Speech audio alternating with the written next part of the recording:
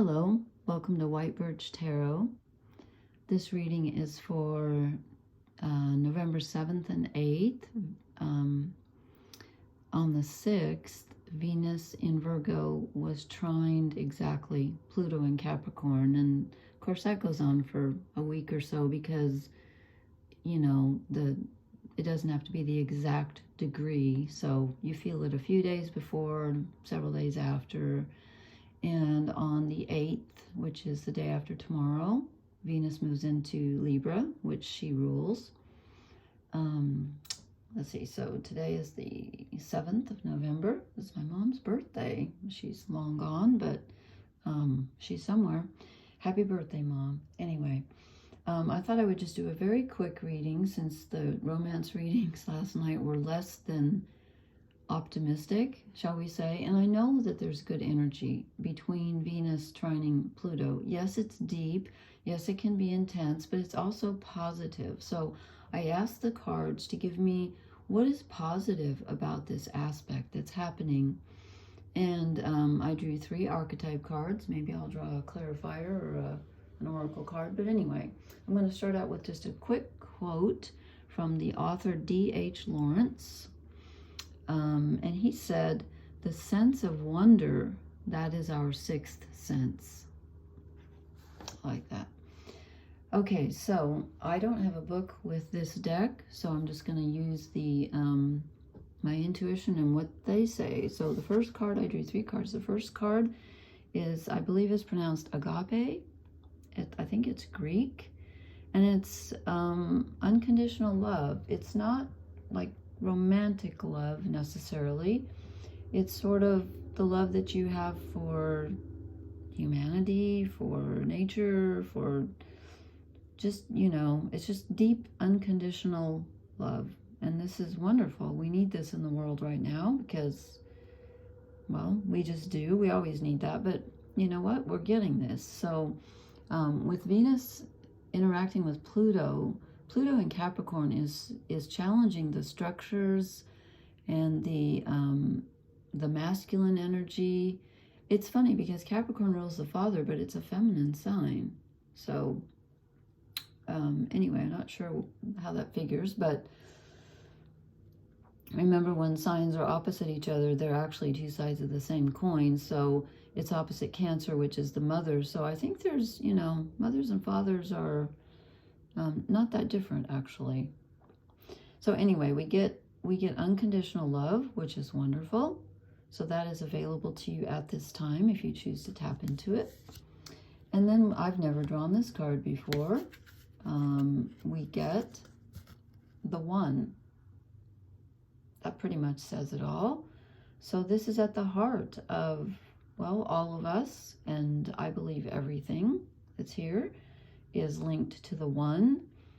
And if you believe that everything is connected and is actually literally 1, then you would have agape, because if you're going to love yourself or your loved ones, whatever you love, it's linked to everything else. So this is pretty profound. So yeah, we need this. We needed this, especially after those dismal readings last night. And then we end with the vision. So what this is telling me is that we need to use our connection with the 1, whether you believe, you know, whatever you believe in. Maybe you don't believe in the 1. You don't have to. I do. You can call it anything you want. It doesn't care. But I think what this is telling us is that we need to use our capacity, our capability for unconditional love. And we truly are 1 with everything. I mean, you know, physics has proven that, if nothing else. If you know, some people use religion to prove that.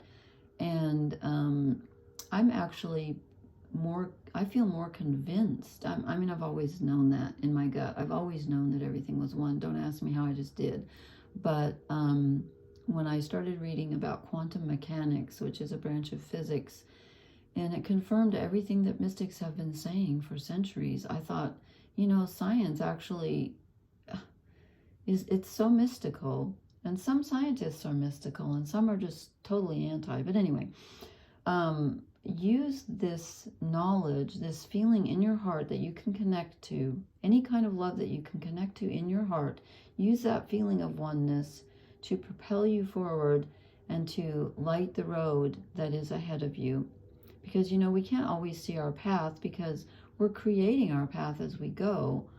We're not necessarily following a path that's been laid down because it's our individual path. So we're sort of creating it, and it's being created for us at the same time, which I know sounds paradoxical, but everything is a paradox. So use that energy to light the path that you're creating. And let's see, that's a new moon. And you know, where are we? I'm lost. I haven't looked at the moon because it's been so cloudy at night. I should know this as an astrologer, at least I was going to say not part. What's the opposite of professional? Amateur. Amateur. I'm not a professional, but I don't even know where what the moon's doing right now. Shame on me. Well, I'll look that up next time. I can't believe I don't know. So just since we're getting weird here, let's go for a fairy oracle. Okay, this one just popped right out here. I love this. The hidden one. This is great for Venus trine Pluto because Pluto is the hidden one. Pluto rules Scorpio, which rules the subconscious, the personal subconscious. It rules intimacy. Pluto was the god of the underworld, also known as Hades. I think Pluto's his Roman name, and I think Hades was his Greek name. But anyway, yeah, the hidden one can be revealed at this time. So, you know, she looks like she's part of that tree that's growing out, but of course she's not. She's hiding. Let me draw one more and just see. So there's something hidden that can be revealed whenever there's any interaction. Oh, I should have stopped while I was ahead. Okay, this reminds me more of Scorpio energy. No offense, Mom. The Queen of Bedlam. Okay, I gotta read this one. I am not familiar with the Queen of Bedlam, but that doesn't sound too good, does it? It sounds like Bedlam, which is chaos. Responsibilities of partnership, frustration, and gift of sanity. Oh my goodness. Who is the Queen of Bedlam? What is her purpose? It may not be as complicated or extreme as it appears. She is an everyday queen. That's Venus in Virgo, although she's getting ready to move into Libra in a couple days. A queen of day-to-day life, the keeper of the little things that when added together become a madness of sorts. Have you ever been doing something very ordinary, something that you've done 1,000 times, when suddenly it seems that if you do this particular thing one more time, you'll go mad? It could be as simple as packing your children's lunch boxes, sewing a button on your partner's trousers, again, or cleaning up a mess your dog just made. These are all responsibilities of partnership that must be dealt with over and over again. When the feeling of "I'm going mad" sweeps over you at these times, the Queen of Bedlam has decided to visit. She is calmly sitting in your kitchen, pulling the petals off the flowers in the vase on the table. She is tearing your kitchen sponge into tiny pieces and cutting the sleeves off of your partner's shirts. That's poor grammar. It's off your partner's shirts. They put in an extra of. Sorry, have to say that. She is doing this for you. She comes to take the feelings of total frustration, of just not being able to continue living with any sanity at all, and envelops them in her immense capacity to embrace everyday madness. It is her reason for existing, so give generously of your small neuroses. She'll take care of them and leave you sane to face another day. Wow. That is so... for me, that is very appropriate. I'm just going to share with you that I was very depressed today because my sister has dementia.